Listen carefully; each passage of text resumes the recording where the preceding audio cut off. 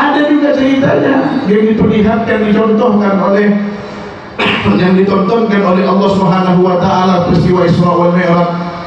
Ada orang perempuan yang mohon maaf digantung, diikat payudaranya, kemudian ditusuk dari ada kemaluannya sampai ke ubun-ubunnya. Ditanya, siapa mereka wahai Jibril? Mereka wa kaum wanita umatmu yang mereka itu memamerkan auratnya, yang mereka itu ya Allah kadang-kadang kalau kita lihat seperti ini Bapak Ibu sekalian, tak langkong Ibu sampai yang beda HP Bu, banyak ngibah HP atau ngibah tasbih? HP, ngaku sendiri ya kan? Nah, di HP kita itu ada kan, kalau WhatsApp itu ada foto profil, betul? Itu gambarnya siapa? Banyak ibu-ibu yang naruh gambar dia sendiri. Untuk apa gambar kita ditunjukkan? Ketika ada yang tiba-tiba tampil gambar besar, pasti eteku bersebeda dengan gering eteku halo. Masa orang mau ngebel halo begini? Kan enggak. Begitu kita halo, pipinya kita dan nyambung ke pipinya yang ada di gambar. Nah, pantas tidak pantas seperti itu? Tidak pantas walaupun sekedar gambar. Coba kita pikirkan, Pak, yang kita mau bener enggak? Pantas tak pantas?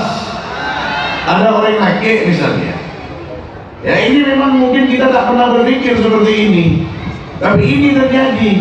Dari sinilah terkadang-kadang sesuatu yang kita anggap biasa menjadi sesuatu yang tidak biasa. Para hadirin, gambar perempuan, katakanlah gambar apa namanya ibu-ibu di foto profil, tiba-tiba kalau ada orang ngambil berdering dan diangkat, itu kan membesar, betul. Ini gambarnya pas mukanya tok ngapa ini besar lagi muka, pas yang ngambil laki, orang lah laki. Halo, ketemu bibi sama bibi, kan gambar Ustaz, kan foto, iya walaupun foto kalau didasari dengan sesuatu yang tidak baik, dengan niat yang tidak apa namanya, dengan hal yang tidak bagus, ketika memandang dengan pandangan yang berhasrat, maka tidak boleh. Para hadirin, pandang, jangan memandang foto, pandang termos saja berhasrat tak boleh, betul. Apalagi jangan membuka pintu fitnah, fitnah. Ada lagi di WhatsApp itu kan ada namanya status. Kita belum bicara masalah TikTok, masalah Instagram. Nah, ini kemajuan digital akhir zaman ini. Hati-hati para hadirin, hati-hati dapat mencelakakan kita nantinya. Status kita pajang apa, tengah masak dipajang, ditonton oleh orang banyak. Tengah lagi ada masalah dengan saudaranya, dengan temannya, ada bahasa-bahasa sindiran di status, betul? Nah, seperti ini untuk apa? Kita umbar daripada kekecewaan kita di depan apa namanya, di depan khalayak ramai itu, nanti sengak sembian. Apa yang dipertunjukkan oleh Muhammad waktu Isra wal Mi'raj itu terjadi para hadirin.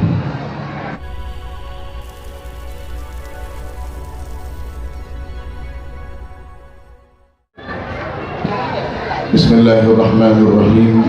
Assalamualaikum warahmatullahi wabarakatuh. Waalaikumsalam warahmatullahi wabarakatuh. Hadratul habaib al-muhtaramin, para masyayikh, para kiai, para asatidz, wabil khusus kepada Al-Habib Ja'far Shadiq Al-Aidi, Al-Mukarram Al-Habib Taha As-Segaf, Al-Habib Ismail bin Usman Al-Idrus, Habib Saleh bin Hamid Al-Gadri, serta para asatid, terkhusus kepada Al-Ustaz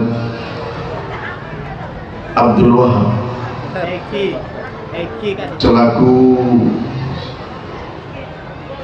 ketua daripada Madrasah Taklimiyah Al-Adhar beserta staf pengajar Madrasah Taklimiyah Al-Azhar,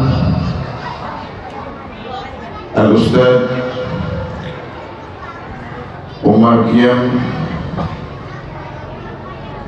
Al-Ustaz Bakir,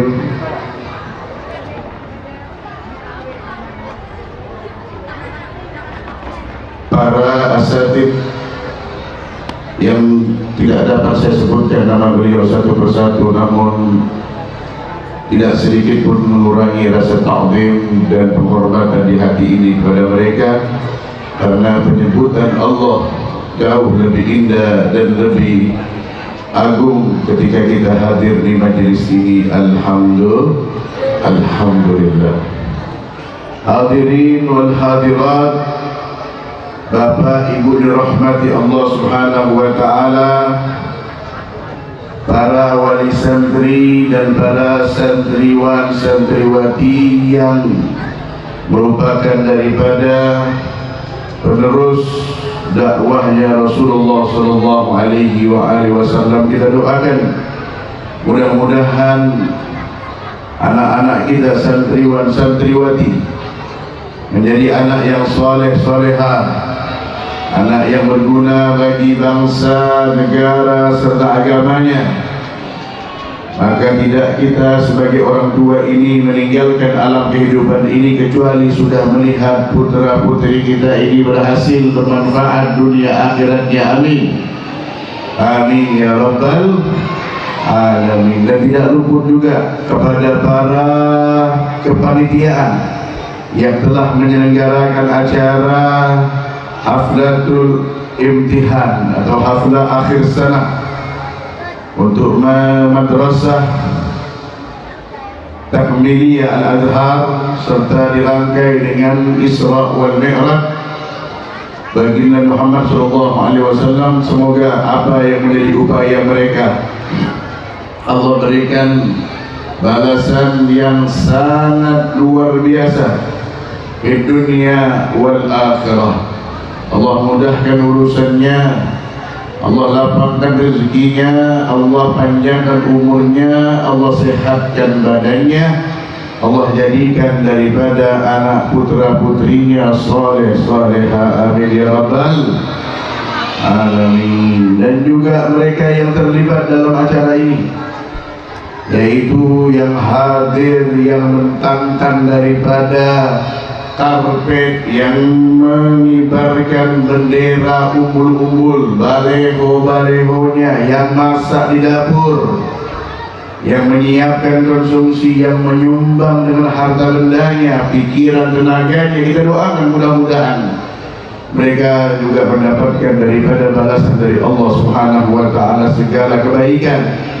Allah panjangkan umurnya, Allah sehatkan badannya, Allah sampaikan hajatnya, jadikan anak-anaknya soleh solehah. Dan juga doa yang sama untuk antum-antum, para bapak, para ibu yang hadir di majelis ini. Amin Allahumma amin. Malam hari ini ada dua acara, dua agenda yang diselenggarakan oleh panitia, yaitu haflatul imtihan dan Isra wal Mi'raj. Hakikatnya Isra wal Mi'raj adalah merupakan sebuah perjalanan yang penuh dengan lika-liku, yang kemudian mengantarkan seseorang kepada sebuah daripada tujuan yang sangat indah dan luar biasa, yaitu solusi kehidupan. Bukankah kita Bapak Ibu sekalian, ketika kita mengaji, belajar, di dalam untuk mengevaluasi pelajaran tersebut ada yang namanya ikhtibar, ada yang namanya imtihan. Makanya perayaan setelah ikhtibar, setelah imtihan namanya haflatul ikhtibar atau haflatul imtihan, untuk mengevaluasi sejauh mana tingkatan pemahaman kita terhadap pembelajaran yang diajarkan oleh guru kita, kemudian praktek di dalam pengamalan ilmu yang kita serap daripada guru kita tersebut. Perjalanan Isra wal Mi'raj sama halnya para hadirin, Nabi Muhammad SAW dipertunjukkan oleh Allah dengan berbagai macam fenomena kehidupan. Di dalam surah Al-Isra ayat pertama Allah sudah katakan, A'udzu billahi minasyaitonir rajim, bismillahirrahmanirrahim, subhanalladzi asra bi 'abdihi lailan minal masjidil haram ilal masjidil aqsa alladzi barakna hawlahu linuriyahu min ayatina innahu huwas samiul basir. Alladzi barakna hawlahu linuriyahu min ayatina. Inti daripada peristiwa Isra wal Mi'raj adalah linuriyahu min ayatina, untuk kami perlihatkan tanda-tanda kebesaran kami, kata Allah. Diperjalankan Nabi Muhammad SAW dari Masjidil Haram ke Masjidil Aqsa, kemudian diberkahi sekelilingnya hanya untuk diperlihatkan tanda-tanda keagungan kebesaran Allah. Apa yang diperlihatkan oleh Allah Subhanahu wa taala para hadirin? Peristiwa Isra wal Mi'raj dapat dibagi menjadi 3 fase. Fase pertama adalah sebelum pelaksanaan Isra wal Mi'raj. Nabi diisi dengan zada tuhran ala tuhrin, bertambah satu kesucian di atas kesucian.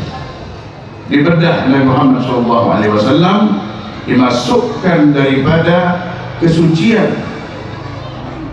Kalau ada pendapat yang mengatakan menghilangkan kekotoran, itu tidak tepat karena Nabi tidak memiliki kotoran, tapi menambah kesucian yang sudah ada dengan kesucian yang baru. Kenapa? Karena Nabi akan melewati daripada dimensi yang belum pernah dilewati oleh manusia, bahkan malaikat sekalipun, yaitu bertemu ke Hadratullah di Sidratul Muntaha. Ditambah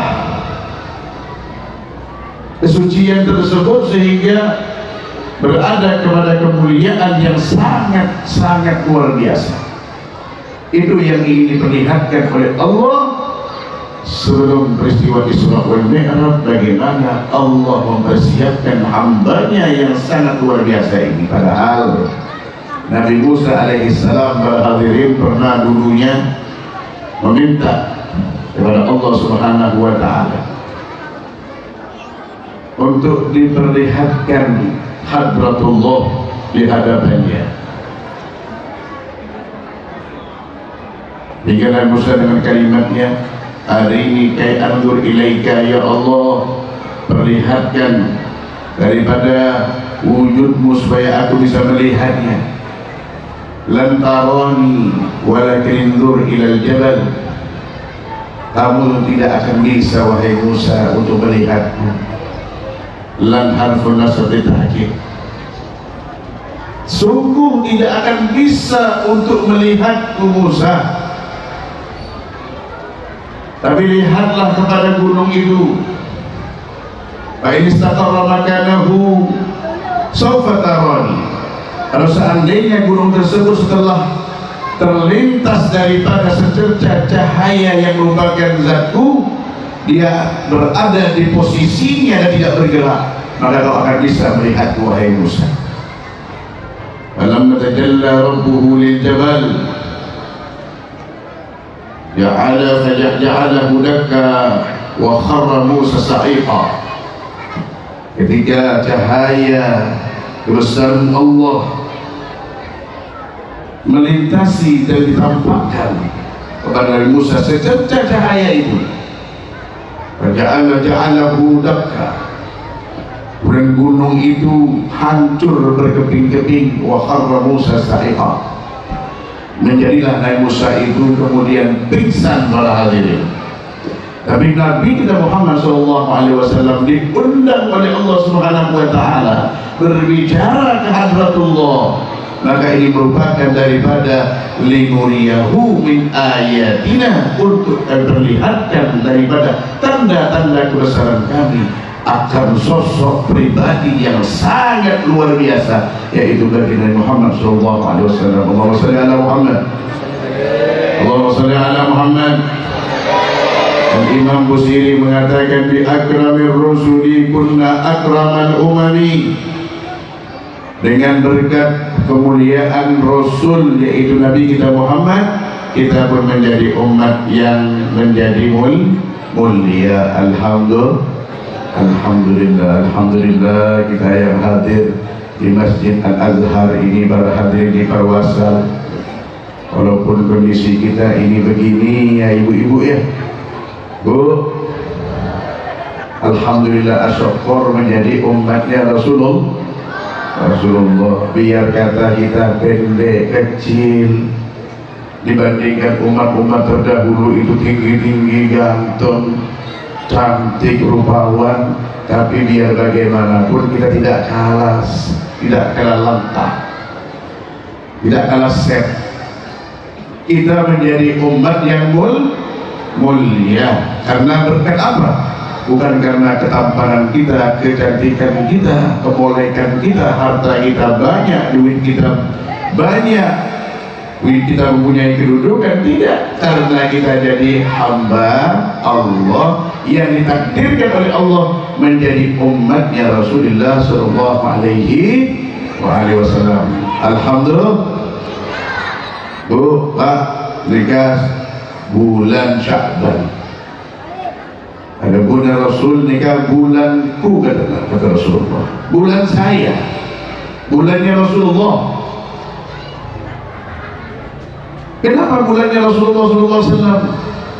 Karena ayat innallaha wa malaikatahu yusalluna 'alan nabi ya ayyuhalladzina amanu sallu 'alaihi wa sallimu taslima, turun di bulan Sya'ban. Maka daripada itu banyak salawat, banyak salawat kita ke Rasulullah SAW, di khususnya di bulan Sya'ban. Banyak membaca salawat. Allahumma salli ala Sayyidina Muhammad wa ala ali Sayyidina Muhammad. Basahi lisan kita, karena ini adalah bulannya Rasulullah. Sya'ban syahri, kata Rasul. Rajab syahrullah, Sya'ban syahri, wa Ramadan syahrul ummati. Sebentar lagi kita akan masuki Ramadan, tidak kurang dari 3 minggu para hadirin. Persiapkan diri kita dari sekarang. Kita ini para hadirin makhluk-makhluk yang lemah, umur kita singkat, 60-70 tahun, yang diharap surga. Makanya didongkrak oleh Allah Subhanahu wa Ta'ala dengan adanya bulan Ramadan, yang dikatakan orang yang beribadah di bulan Ramadan dengan ibadah fardu 70 kali lipat. Orang yang beribadah sunnah sama dengan ibadah fardu. Orang yang mendapatkan Lailatul Qadar, maka dia seperti orang yang beribadah 83 tahun lebih 4 bulan. Ini semata-mata untuk mendongkrak kita punya amal para hadirin. Makanya kalau seandainya orang mendapati Ramadan tidak mendapatkan apa-apa, kata Nabi, tidak mendapatkan ampunan orang tersebut. Ada seseorang, Nabi bercerita tentang orang tersebut di depan sahabatnya. Ini Nabi bercerita dengan antusias dan sahabat pun mendengar dengan antusias, betul-betul. Nabi bercerita bahwasanya ada seorang yang diseret oleh malaikat Labaniyah berdarah-darah, sampai para sahabat itu merasa takut dan bertanya, apa dosa orang tersebut ya Rasul? Kata Rasul, hadar rajul adraka Ramadan wa intahaka hurmatahu. Ini orang masuk dalam Ramadan tapi dia rusak kehormatan Ramadan. Tak abassa, Seenak-enaknya makan minum di siang Ramadan tanpa ada todus di hatinya, tanpa merasa bahwasanya Allah melihatnya, memonitornya. Nah, makanya nanti bulan Ramadan datang dengan bangga bahagia. Man fariha bidukhuli Ramadan haramallahu jasadahu anini niran. Orang yang merasa senang masuk Ramadan, maka diharamkan jasadnya daripada api neraka. Kemudian yang kedua, linuriyahu, untuk kami perlihatkan dari tanda-tanda kebesaran kami apa? Bahwasanya Nabi waktu Isra Mi'raj diperlihatkan berbagai macam hal ehwal kehidupan, gambaran umatnya ke depan. Padahal waktu Isra Mi'raj itu Nabi belum banyak pengikutnya karena masih di kota Mekah, belum hijrah. Setahun 8 bulan sebelum hijrah Nabi dilakukan peristiwa Isra wal Mi'raj. Setahun 8 bulan, artinya belum banyak pengikutnya. Tapi gambaran seperti apa yang akan terjadi pada pengikutnya diberikan oleh Allah, dipertontonkan dan dipertunjukkan oleh Allah waktu peristiwa Isra wal Mi'raj. Apa di antara gambaran-gambaran dari sekian banyak gambaran dan tontonan yang diperlihatkan Nabi? Ada orang yang membentur-benturkan kepalanya. Ditanya oleh Nabi, siapa itu Jibril? Itu umatmu yang tak sholat. Dia boleh berhadirin. Kemudian ketemu sama orang yang dia itu memegang daripada batu dari api neraka jahanam, dimasukkan ke mulutnya. Ditanya, wahai Muhammad, wahai Jibril, siapa mereka? Itu umatmu yang gemar makan harta anak yatim. Kemudian jalan lagi, ketemu dengan seseorang yang dia itu ada makanan yang enak halal, makanan yang tidak halal tapi juga tidak enak. Kok milih yang tidak halal dan tidak enak? Nabi heran. Jibril, siapa mereka itu wahai Jibril? Mereka umatmu Nabi yang punya istri yang sah, yang soleha di rumah, tapi malah suka dengan perempuan yang di luar yang tidak sah baginya. Banyak tak banyak nih kan? Bu, banyak tak banyak? Pak, banyak tak banyak Pak? Hati-hati, nanti orang seperti ini maka akan dirantai oleh Allah Subhanahu wa ta'ala, kemudian ditusuk dari kemaluannya sampai ke ubun-ubunnya. Mereka kaum laki, para hadirin. Ada juga ceritanya yang diperlihatkan, dicontohkan oleh yang ditontonkan oleh Allah Subhanahu wa ta'ala, peristiwa Isra wal Mi'raj. Ada orang perempuan yang mohon maaf digantung, diikat payudaranya, kemudian ditusuk dari ada kemaluannya sampai ke ubun-ubunnya. Ditanya, siapa mereka wahai Jibril? Mereka wa kaum wanita umatmu yang mereka itu memamerkan auratnya, yang mereka itu ya Allah, kadang-kadang kalau kita lihat seperti ini Bapak Ibu sekalian, tak langkong Ibu.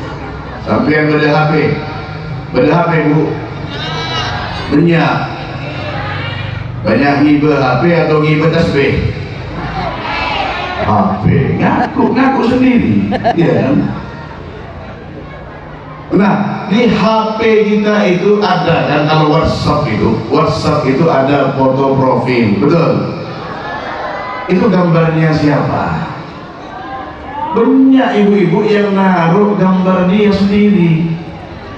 Untuk apa gambar kita ditunjukkan? Ketika ada yang tiba-tiba tampil gambar besar, pas di eteku bersepeda ringan, gering, eteku halo. Masa orang mau ngambil halo ini? Kan enggak. Begitu kita halo, pipinya kita dan nyambung ke pipinya yang ada di gambar. Nah, pantas tidak pantas seperti itu? Tidak pantas walaupun sekedar gambar. Coba kita pikirkan, Pak. Kita apa benar enggak? Pantas tak pantas? Ada orang laki misalnya. Ya ini memang mungkin kita tak pernah berpikir seperti ini. Tapi ini terjadi. Dari sinilah terkadang-kadang sesuatu yang kita anggap biasa menjadi sesuatu yang tidak biasa. Para hadirin, gambar perempuan, katakanlah gambar apa namanya ibu-ibu di foto profil, tiba-tiba kalau ada orang ngebel berdering dan diangkat, itu kan membesar, betul? Betul. Ini gambarnya pas mukanya tok ngapa ini besar lagi muka, pas yang ngebel laki, orang lah laki. Halo, ketemu bibi sama bibi, kan gambar Ustaz, kan foto, iya walaupun foto kalau didasari dengan sesuatu yang tidak baik, dengan niat yang tidak apa namanya, dengan hal yang tidak bagus, ketika memandang dengan pandangan yang berhasrat, maka tidak boleh. Para hadirin, pandang, jangan memandang foto, pandang termos saja berhasrat tak boleh, betul? Apalagi jangan membuka pintu fitnah, jangan membuka pintu fitnah. Ada lagi di WhatsApp itu kan ada namanya status. Kita belum bicara masalah TikTok, masalah Instagram. Nah ini kemajuan digital akhir zaman ini, hati-hati para hadirin, hati-hati dapat mencelakakan kita nantinya. Status kita pajang apa, tengah masak dipajang, ditonton oleh orang banyak. Tengah lagi ada masalah dengan saudaranya, dengan temannya, ada bahasa-bahasa sindiran di status, betul? Nah seperti ini untuk apa? Kita umbar daripada kekecewaan kita di depan apa namanya, di depan khalayak ramai itu, nanti sengak sembian. Apa yang dipertunjukkan oleh Muhammad waktu Isra wal Mi'raj itu terjadi para hadirin. Ada lagi orang-orang yang menanam benih, kemudian di hari itu juga benih itu tumbuh dan dipanen. Siapa mereka wahai Jibril? Mereka umatmu ya Rasul, yang menebar kebaikan. Dan kemudian dalam lagi Rasulullah, ada seorang yang memotong-motong lidahnya, nyambung boleh, motong lagi, nyambung boleh. Siapa mereka wahai Rasul? Mereka umatmu yang suka dusta, suka bohong, memberi HP sekarang, menyebarkan berita hoax. Hati-hati, perkara-perkara itu sudah dipertontonkan oleh Allah Subhanahu wa taala sewaktu Isra wal Mi'raj Rasul sallallahu alaihi wasallam yang akan terjadi pada umat ini. Kemudian yang ketiga para hadirin, ada pasca peristiwa Isra wal Mi'raj. Pasca peristiwa Isra wal Mi'raj, alhamdulillah kita daripada kaum Nahdiyin Ahli Sunnah wal Jamaah meyakini peristiwa Isra wal Mi'raj ini bukan hanya dengan rohani saja, bukan dengan rohaninya Nabi, tapi dengan roh wal jasad, roh dan jasad. Kita meyakini akan hal ini. Kenapa? Karena bicara Isra wal Mi'raj kita harus bicara iman para hadirin. Bicara iman, kita dituntut akan keimanan. Betul tidak imannya kepada Allah? Jangankan bicara permasalahan Isra wal Mi'raj, banyak permasalahan yang lain, termasuk Raja Sulaiman, Nabi Sulaiman memindahkan istananya Ratu Balqis yang ada di Son'a ke Palestina dalam sekejap mata. Bahkan jin Ifrit mengatakan, wahai Sulaiman, wahai Nabi Sulaiman, kau berdiri dan duduk kembali, itu singgasananya daripada Ratu Balqis sudah ada di hadapanmu. Iya kan? Artinya apa? Ini adalah kudrat iradatnya Allah. Kalau bicara akan kebesaran Allah, nalarnya bukan akal para hadirin, nalarnya iman. Idza arada Allahu syai'an yakuna lahu kun fayakun. Kalau Allah menghendaki sesuatu, Allah katakan kun, jadi, jadilah. Makanya Allah katakan dalam Al-Qur'an surat Al-Isra itu, wa ma ja'alna ar-ru'ya allati araynaka illa fitnatan linnas. Tidaklah kami jadikan apa yang kau lihat ya Muhammad pada peristiwa Isra wal Mi'raj akan menjadi fitnah di kalangan manusia. Ada yang menolak, Ada yang mengatakan Nabi itu tukang sihir pada waktu itu, ada yang mengatakan pembohong. Oh mustahil, masa perjalanan Makkah Madinah yang ditempuh dalam sebulan 2 bulan pulang pergi dengan onta bisa sekejap mata, bisa dalam kondisi yang sesaat. Bahkan dalam tafsir Sawi dikatakan oleh Ummu Hani itu bantalnya Nabi itu masih hangat. Ada yang mengatakan hanya beberapa jam, 4 saat, 5 jam lain sebagainya. Sebelum fajar Nabi sudah ada kembali ke rumahnya di Mekah. Tapi kalau kita menalar itu dengan iman para hadirin, maka tidak mustahil. Jangankan hanya 5 jam, sedetik sekalipun, kalau sudah kodrat iradatnya Allah, kebesaran Allah, keinginan Allah, maka tidak ada yang mustahil. Jadi perlu untuk menalar dengan iman. Alhamdulillah. Singkat cerita, kejadian-kejadian tersebut para hadirin, apakah lantas kemudian dibiarkan oleh Allah begitu saja terjadi tanpa ada solusinya? Tidak. Seperti anak-anak yang imtihan tadi, yang lagi ikhtibar, ketika dia mendapatkan daripada nilai yang baik, nilai yang bagus apa sebagainya, karena daripada upaya belajarnya yang sungguh-sungguh, giatnya dia untuk bermutalaah daripada pelajarannya membuahkan hasil para hadirin. Maka apa yang dilakukan oleh Nabi suatu Isra wal Mi'raj membuahkan hasil.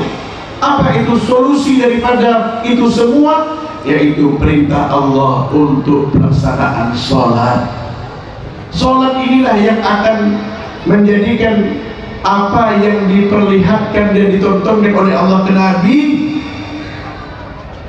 yang baik, yang tidak baiknya akan terhindar, yang baik-baiknya akan bermunculan sesuai dengan fungsi sholat. Inna sholata tanha 'anil fahsya'i wal munkar. Sungguhnya sholat dapat mencegah diri daripada perbuatan keji dan perbuatan mungkar. Saya tidak ingin berpanjang lebar. Pas waktunya setengah jam tadi saya berdiri di sini jam 9:10, sekarang jam 9:40 menit.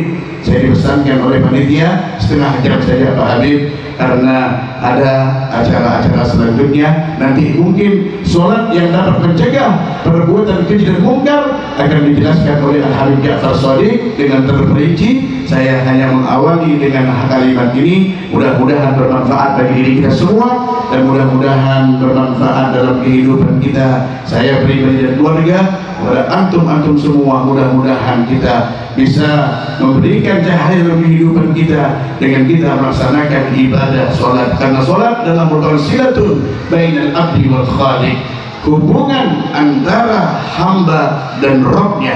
Bagaimana kita menjalin hubungan dengan baik, maka insya Allah Allah akan memperlakukan kita dengan baik. Ana inda dhanni abdi, saya menurut prasangkaan hambaku kepadaku, kata Allah. Idza aradta an ta'rifa manzilataka indallah fas'al nafsaka aina manzilatullah fi qalbika. Kata Rasulullah, kalau kamu ingin tahu di mana Allah memposisikanmu, tanyakan kepada dirimu, di mana engkau memposisikan Allah. Dekatnya, maka Allah dekat memposisikanmu. Jauh kau memposisikan Allah, maka Allah pun jauh dengan kamu semua. Mudah-mudahan bermanfaat. Mohon maaf segala kekurangan dan khilafan. Yang benar datang dari Allah Subhanahu wa Ta'ala, yang salah karena kealfaan dan kejahilan pada diri saya. Wassalamualaikum warahmatullahi wabarakatuh. Waalaikumsalam.